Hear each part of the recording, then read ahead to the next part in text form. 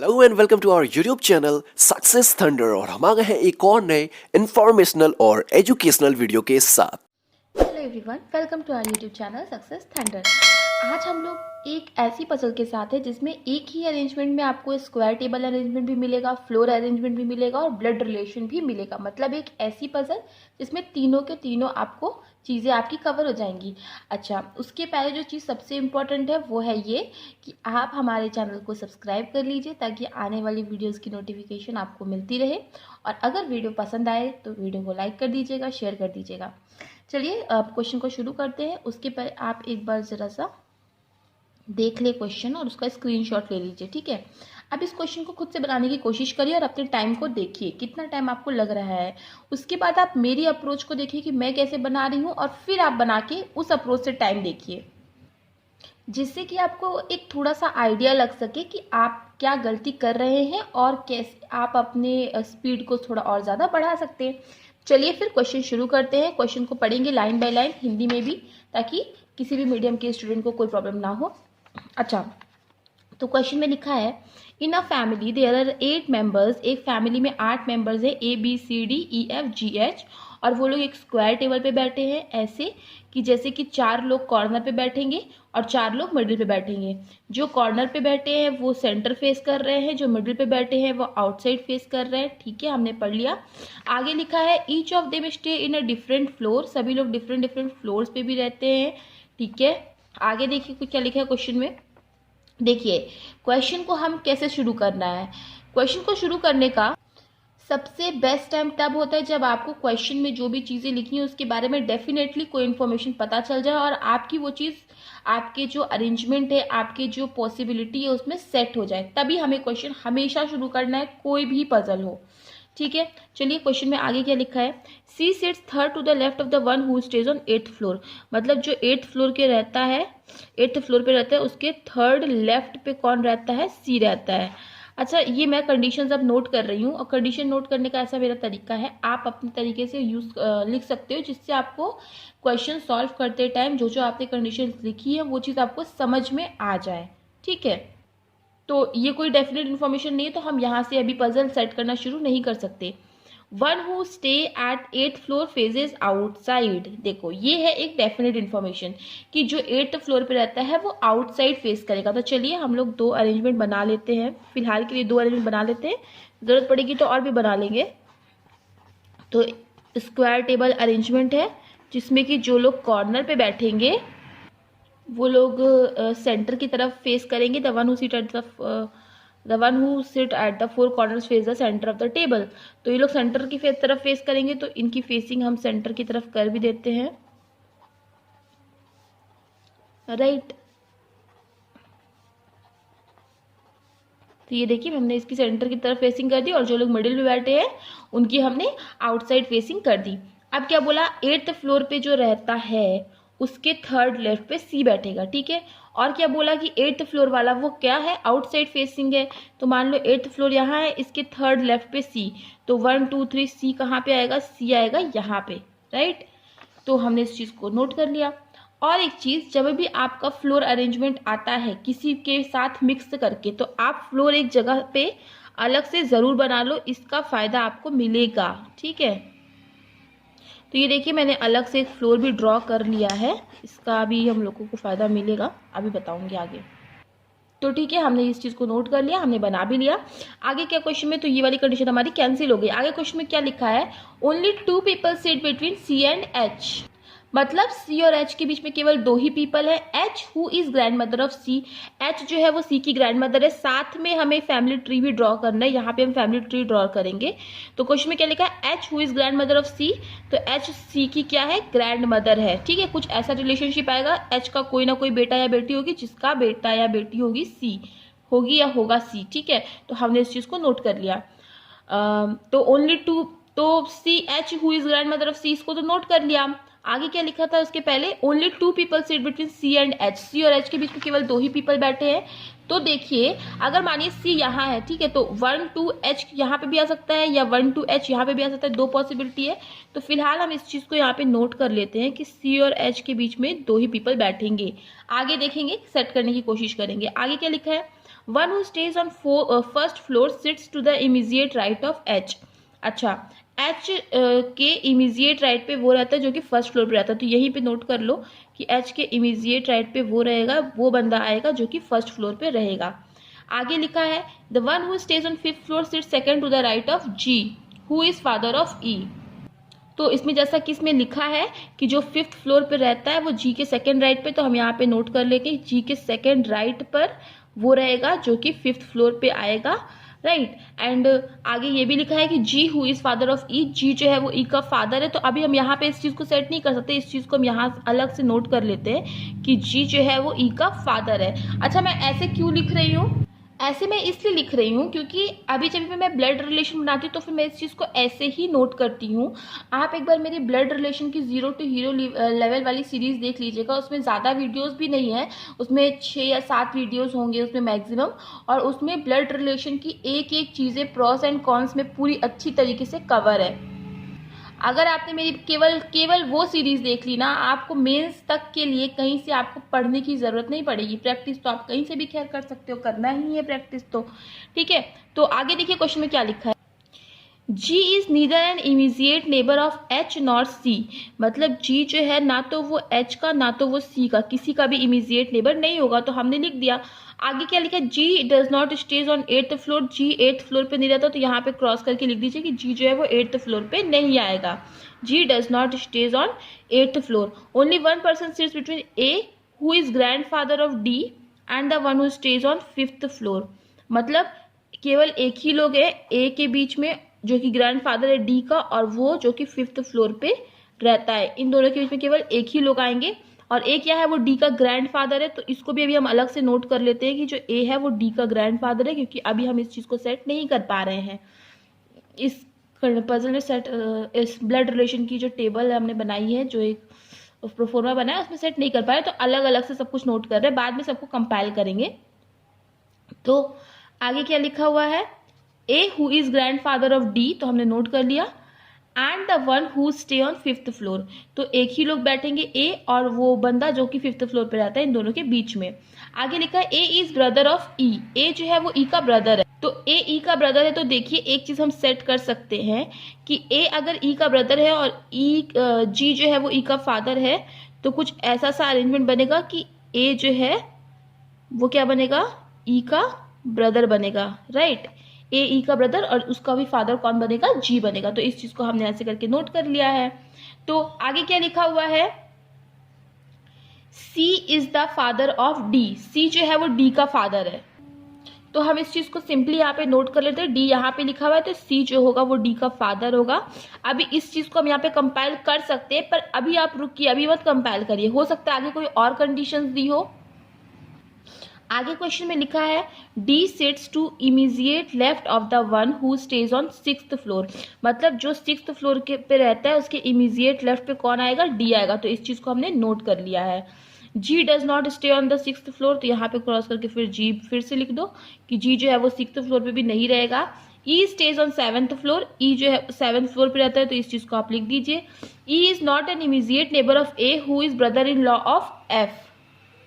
तो इसका मतलब क्या हुआ, क्या लिखा हुआ है, ई जो है वो ए का नेबर नहीं है, तो यहाँ पे लिख दीजिए, यहाँ पे ए के बगल लिख दीजिए कि ई जो होगा वो ए का नेबर नहीं होगा, ठीक है। E is not an immediate neighbour of A who is the only brother in law of F. A क्या है, ओनली ब्रदर इन लॉ है एफ का, ओनली ब्रदर इन लॉ है एफ का, मतलब एफ और ई क्या होंगे, कपल बनाएंगे, क्योंकि ए क्या है, ब्रदर इन लॉ है एफ का, तो ई और एफ ही तो कपल बनाएंगे ना, और तो कोई है ही नहीं, तो ई और एफ क्या बनेंगे, कपल बनाएंगे, राइट। तो इस चीज को हमने नोट कर लिया है कि A is the only brother in law of F.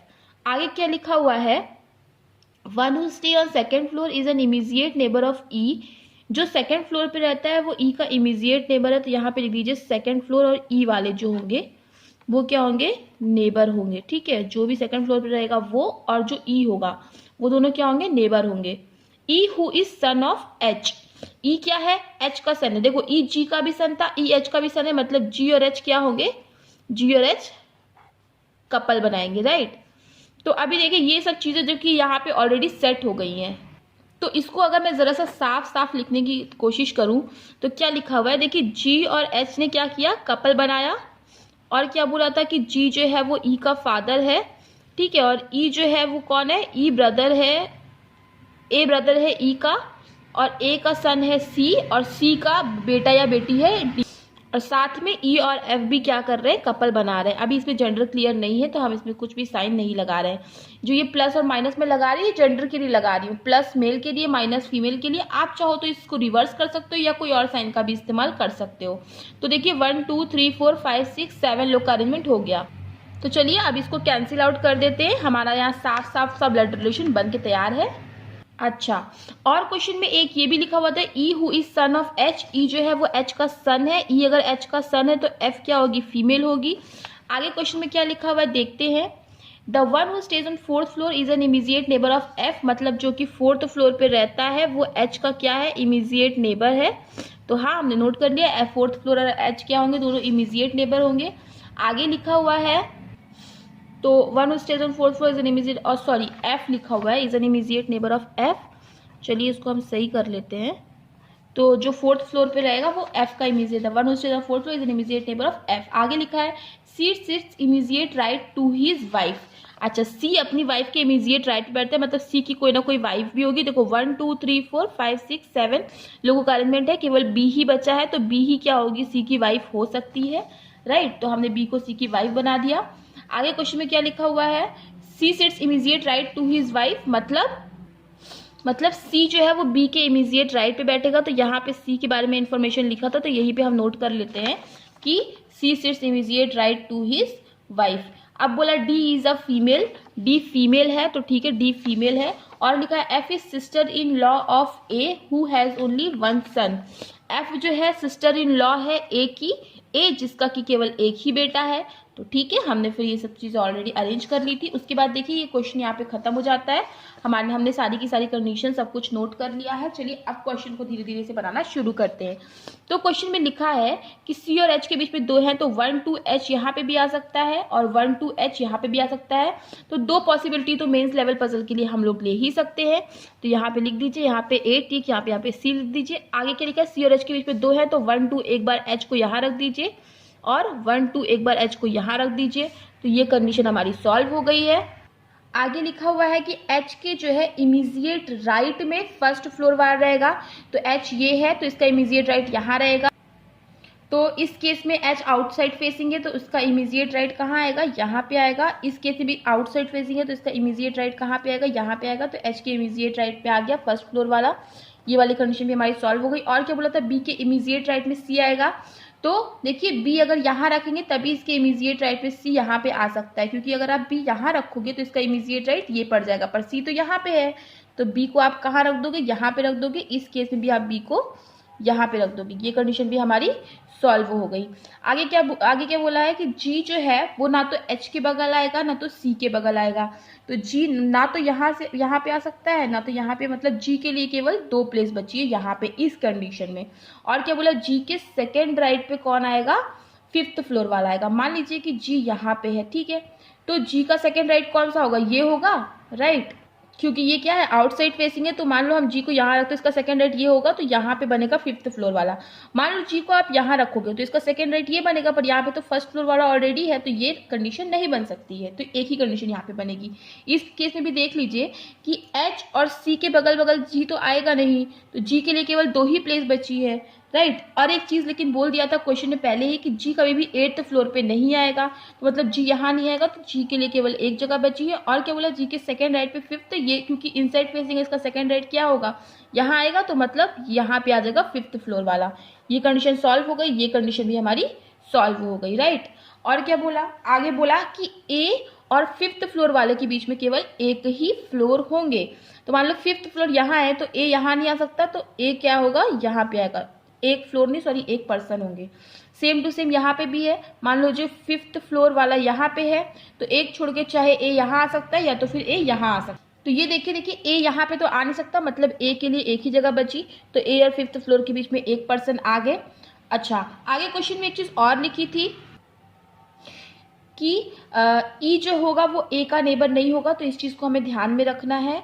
और ये भी चीज़ लिखी हुई थी क्वेश्चन में कि ई जो है वो ई 7th फ्लोर पे रहता है। अच्छा, तो देखिए ई अगर ए का नेबर नहीं होगा तो यहाँ पे तो ई आ नहीं सकता, और कहीं पे भी ई और 7 दोनों आने की जगह है नहीं, तो इस कंडीशन में तो ई और 7th फ्लोर यहीं पे आ सकता है, तो हमने इस चीज़ को नोट कर लिया। आगे देखिए इस कंडीशन में क्या है कि ई को 7th फ्लोर पे आना है और ई ए का नेबर नहीं है, तो इस कंडीशन में ई के लिए हमारे पास दो प्लेसेस है। तो अभी इस चीज़ को हम लेफ्ट करके रखते हैं, इस चीज़ को आगे सॉल्व करेंगे, नहीं तो एक और कंडीशन भी बनानी पड़ जाएगी। ठीक है, तो देखिए और क्वेश्चन में क्या लिखा हुआ है कि 6th फ्लोर के इमीडिएट लेफ्ट में डी, 6th फ्लोर के इमीडिएट लेफ्ट में डी आएगा। तो देखिए इन दोनों के फ्लोर फिक्स है। मान लो 6th फ्लोर हम इसको देते हैं, इसका इमीडिएट लेफ्ट डी यहाँ पे आ नहीं सकता। मान लो 6th फ्लोर हम इसको देते हैं तो इसका इमीडिएट लेफ्ट डी ये पड़ेगा, राइट। तो बहुत सारी अभी कंफ्यूजन है यहाँ पर। तो यहाँ पर भी 6th फ्लोर नहीं आ सकता क्योंकि इसके अगल बगल डी लिखने की जगह बची ही नहीं है, यहाँ पे 6th फ्लोर आ ही नहीं सकता। यहाँ पे मान लो आप 6th फ्लोर देते हो तो इमीडिएट राइट नहीं, इमीडिएट लेफ्ट में। तो मान लो अगर आप 6th फ्लोर यहाँ पे देते हो तो 6th फ्लोर के इमीडिएट लेफ्ट, ये क्योंकि आउटसाइड फेसिंग है तो इसका इमीडिएट लेफ्ट कौन सा पड़ेगा, ये पड़ेगा। तो एक ही जगह केवल बच रही है। मान लो इसको 6th फ्लोर आप दे देते हो, इसका इमीडिएट लेफ्ट के लिए डी के लिए कौन सी जगह बचेगी, केवल एक ही जगह बचेगी, 6 के इमीडिएट लेफ्ट में डी आएगा। तो इस चीज को हम लोग यहीं पे बना सकते हैं केवल।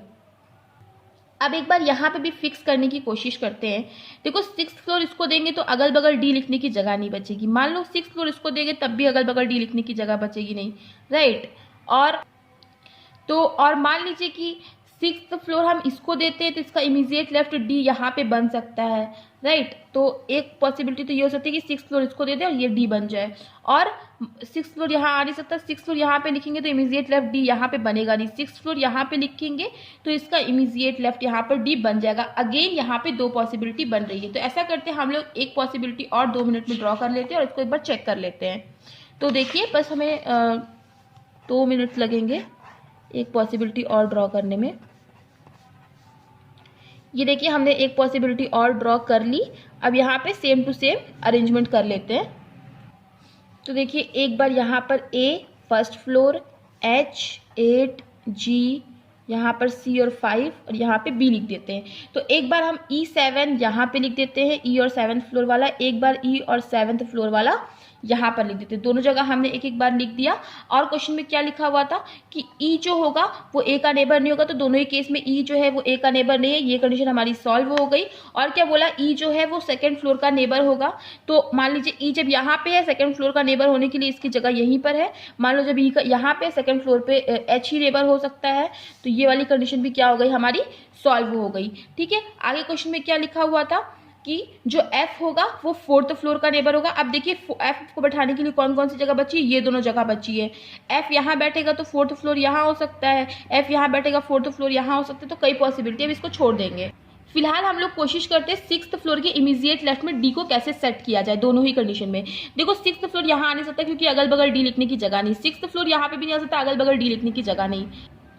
6th फ्लोर यहाँ पे एक नहीं आ सकता था लेकिन नहीं आ सकता है। क्यों? क्योंकि यहाँ पे क्वेश्चन में क्लियरली दिया है कि 6th फ्लोर में जी नहीं होगा, तो 6th फ्लोर यहाँ पे भी नहीं आ सकता और 6th फ्लोर लिखने की कहीं जगह नहीं है। तो ये कंडीशन हमारी क्या हो गई, गलत हो गई। आगे यहाँ पे हम लोग देखते हैं कि 6th फ्लोर यहाँ नहीं आ सकता, यहाँ नहीं आ सकता, यहाँ नहीं आ सकता, यहाँ पे भी नहीं आ सकता। ठीक है, 6th फ्लोर मान लो यहाँ पे आ जाएगा तो इसके इमीडिएट लेफ्ट में डी लिखने की जगह नहीं। ठीक है, तो 6th फ्लोर यहाँ पे मान लो आता है तो इसके इमीडिएट लेफ्ट में डी यही जगह है। तो इमीडिएट लेफ्ट में डी लिखने की केवल यही एक जगह बाकी है, तो हमने इस चीज़ को यहाँ पे सेट कर लिया और कहीं पे जगह भी बची भी नहीं है। ठीक है, तो ये कंडीशन भी हमारी सॉल्व हो गई। तो इसको भी हम यहाँ पे क्रॉस कर लेते हैं। और एक क्या चीज़, एक आखिरी कंडीशन बची है कि 4th फ्लोर वाला और f दोनों इमीडिएट नेबर होंगे। तो देखिए सब यहाँ पे फ्लोर सेट हो गए, केवल ये 3 ही बचे। यहाँ मान लो 4th फ्लोर बैठाते हो तो f लिखने की जगह है नहीं। सेम चीज़ यहाँ पे अगर आप 4th फ्लोर बैठाओगे तो f लिखने की जगह है, तो आप इस चीज़ को एक बार कर सकते हो। और 4th फ्लोर अगर यहाँ बैठे तो f लिखने की जगह नहीं होती, तो ये कंडीशन हमारी नहीं बन पाती। आगे यहाँ पे देख लेते हैं। देखिए 4th फ्लोर यहाँ पे करोगे, अगर मान लो 4th फ्लोर यहाँ पे लिखते हो, ठीक है, तो f लिखने की एक जगह बचती है हमारे पास, तो हम इसको एक बार कर सकते हैं। 4th फ्लोर यहाँ आएगा नहीं, यहाँ नहीं आएगा, यहाँ नहीं आएगा, यहाँ नहीं आएगा, यहाँ पे एक जगह थी मगर f लिखने की जगह नहीं थी, तो केवल यही एक कंडीशन बचेगी जहाँ पे आप लिख सकते थे। तो ये कंडीशन भी क्या हो गई, हमारी सॉल्व हो गई। आगे क्वेश्चन में देखिए क्या लिखा हुआ है। तो देखिए हमें सभी को फ्लोर अलॉट हो गए हैं, 4, 5 1 2 नहीं अलॉट हो पाया है, 3 अलॉट नहीं हो पाया है, 2 और 3 नहीं अलॉट हो पाया, बाकी देखिए सबको फ्लोर्स क्या हो गए हैं, अच्छे से अलॉट हो गए हैं। तो देखिए मतलब 2 3 चाहे यहाँ पे हो, 2 3 चाहे यहाँ पे हो इस कंडीशन में, और इस कंडीशन में क्या है, इस कंडीशन में 2 भी अलॉटेड है, केवल 3 के लिए जगह बची है, तो 3 यहाँ पे है होगा। लेकिन एक चीज़ हमें क्वेश्चन में ऑलरेडी दी हुई थी कि जो सेकंड फ्लोर वाला होगा और ई जो होंगे वो दोनों नेबर्स होंगे। तो देखिए इस कंडीशन में 2 कहीं पे भी रखो, ई नेबर तो नहीं हो सकता, तो ये कंडीशन हमारी क्या हो जाएगी, गलत हो जाएगी। तो यही एक पॉसिबिलिटी हमारी सही बन रही, जहाँ पे सारी की सारी कंडीशंस जो है वो ट्रू हो रही हैं, और साथ ही साथ हमारा फैमिली ट्री भी बन के तैयार है। तो देखिए कितनी आसानी से केवल 2 से 3 पॉसिबिलिटी बना के हमने इस क्वेश्चन को सॉल्व कर लिया। तो आई होप क्वेश्चन को कैसे सॉल्व करना है आपको समझ में आया होगा। अगर आपको वीडियो थोड़ा भी यूजफुल लगा हो, आपने कुछ भी सीखा हो, तो वीडियो को लाइक करिएगा, शेयर कर दीजिएगा और चैनल को सब्सक्राइब कर दीजिएगा। मिलते हैं अपने नेक्स्ट वीडियो में। Thank you so much for watching. Subscribe to our channel by clicking the subscribe button. Click the bell button and enjoy the latest uploads from our channel.